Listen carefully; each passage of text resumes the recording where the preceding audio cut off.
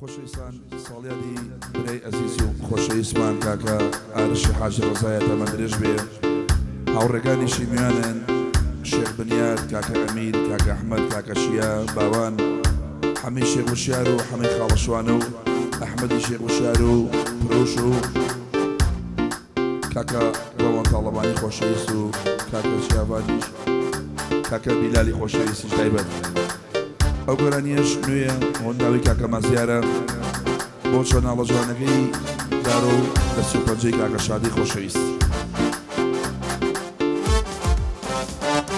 ئای ئای ئای ئای جوانی ئەو جۆ خوشکە چییە دەژمی لەو ناتەبیعیە ئەو هەموو وردەکاریە خۆیان هەڵێ سرۆشتیە ئەوی تریان ناوی ناوە کە دەژمیلە لێم تۆراوە یەکێکیان نەحدی کردۆوە شەوری ورجی لابردۆوە هەر یەکیان ڕووی وەک بە فروایە هەر خەریکی پلاسمایە یەکێکیان سافێڵی نییە لێزەرەکەی فوڵە بەدیایە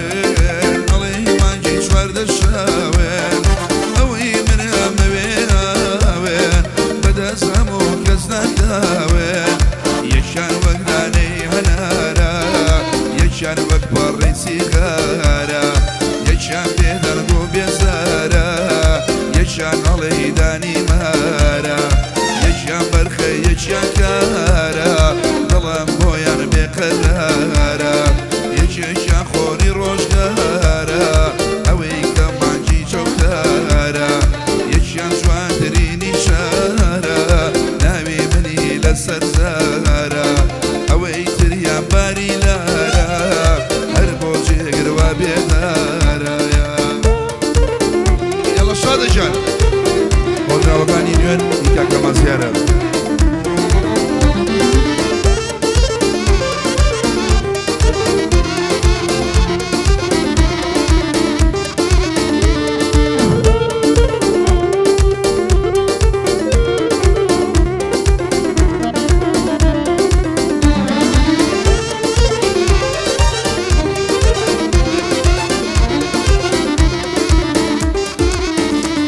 أرجوتي خوشتي سرشتانا دنيايا كرب ديوانا يجعل جسمه بالاي جوانا أبي كريا خوش جوانا يجيشان وبشراخانا ظلم بوابا بدوانا يجيشان رواس جوانا ناس كأخري بوليوانا يجعل أصلا وكردانا ويدا قوري بغانا صلاة خالة أريش بيا شو صال يدك لي أوانا يك نبيا دينيم شادة شيلي رمي وانا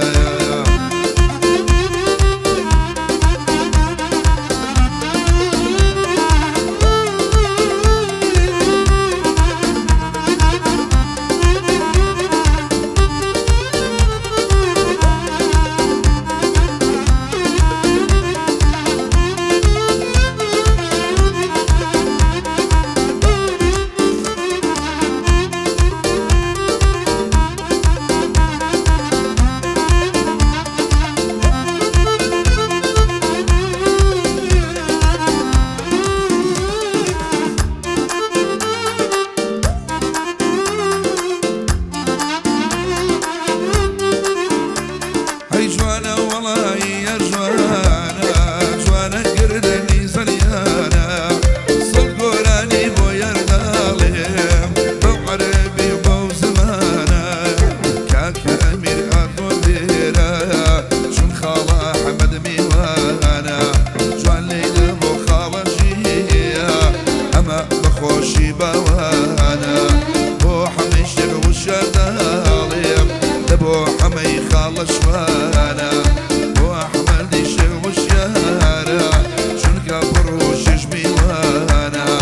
بو كري حاجي رزايا وخوش نبي أرجانا أرجوتي خوش كان ضلي كاوين هذا اللي منجي جورد الشاوين أوي من دم بأوين بدا سمو كزنا كاوين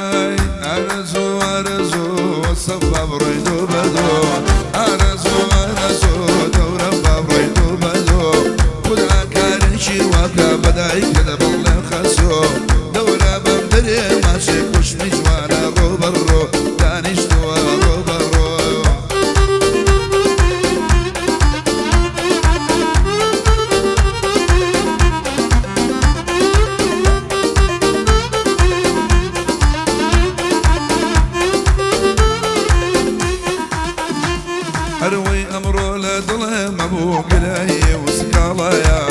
حسب كرانين بويا شوا بزايا ومزاني للقلب باجني بوفايا نمزاني سبب شياتي اليار بونايا خذك همتين بابو زنبر بالاسي زايا تلفون بويا كروتي بودا لقينايا يا ربي كني وتي بارو دوخك الجايا من كورك أويكي توش أتيايا صلاة لك خالة أرش كوري حاجة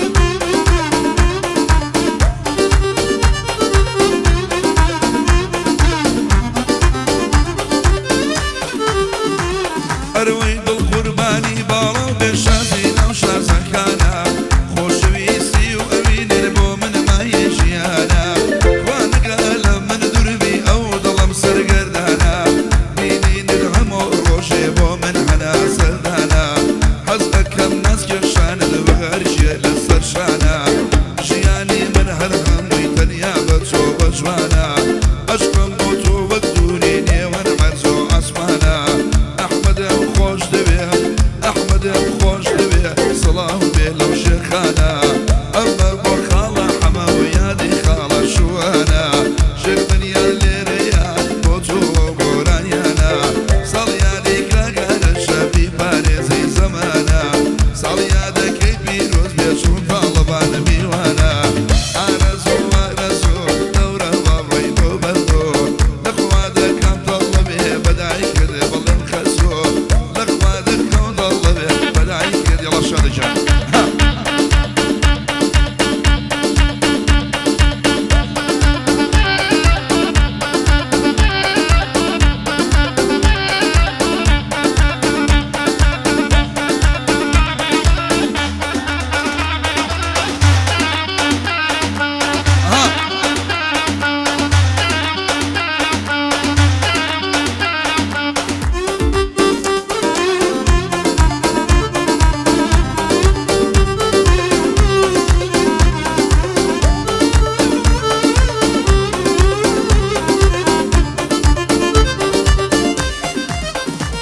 أرويه واجه ولا السرخود يمل على بأسبعي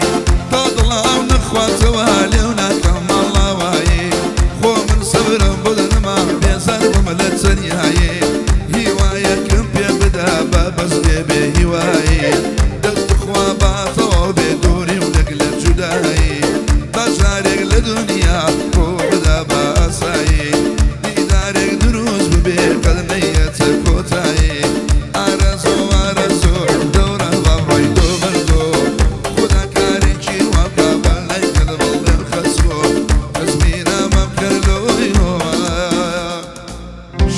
بخام لصايا بجين